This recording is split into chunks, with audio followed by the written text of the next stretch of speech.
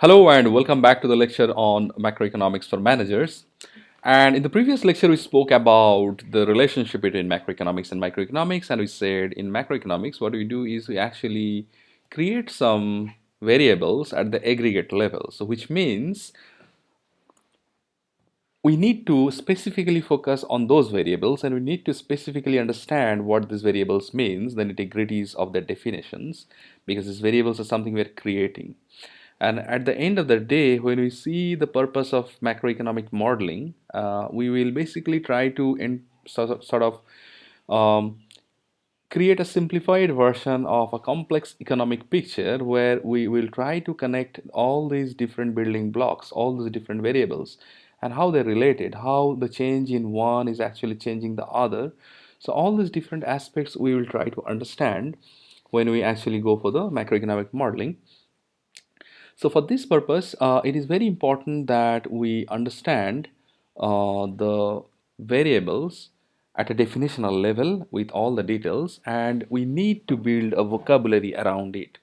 All right. So we'll talk about some of the important variables in macroeconomics that we are going to use. Important variables or vocabularies like the terms that we really need to, you know, use, and we will see that we are going to use these terms or variable, the name of the variables, several times, several thousands of times in this course. Like we'll talk about GDP, we'll talk about inflation, we'll talk about interest rate.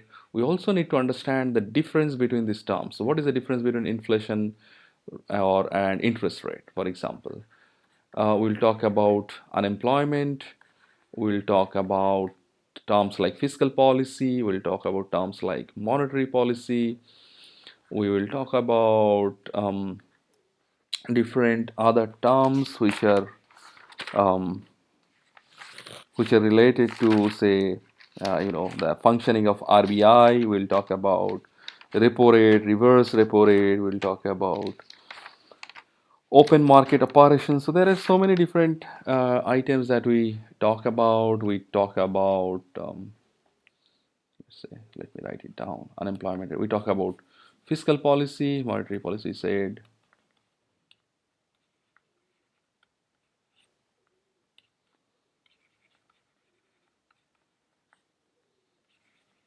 So we should be very clear about these definitions, and in exams you can test, you can expect, questions related to these definitions because I want to put a more emphasis on this because going forward you will really need that.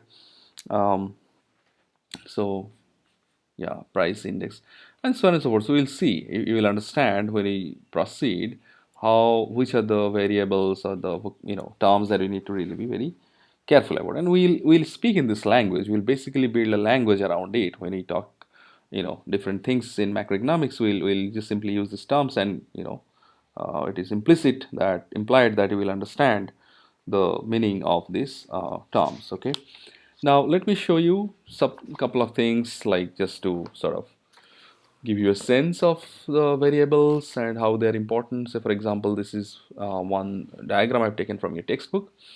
So this is basically talks about the GDP, and there is something called real GDP. There is something called nominal GDP, and you see that this GDP you can see over a period of like maybe 100 years, right? And you see somewhere it is a very, it's a dip, and we call it Great Depression. This is the time actually it was like really bad. Economy went really bad. The growth kind of went negative. And some other time you have like, yes, you have sort of slump in the economy, but not as bad as this one. So this is called only recession. When the recession becomes severe, we call you know sort of depression.